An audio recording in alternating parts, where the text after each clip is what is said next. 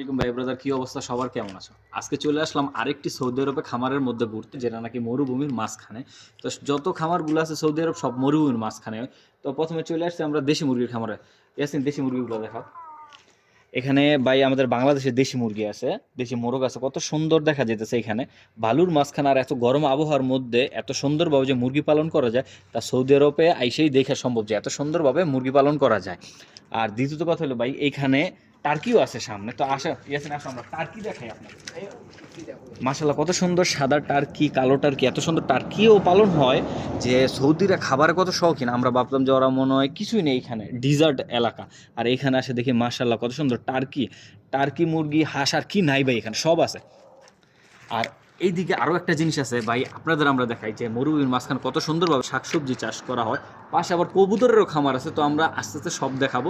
আসো ইয়াসিন, স্টপ করো।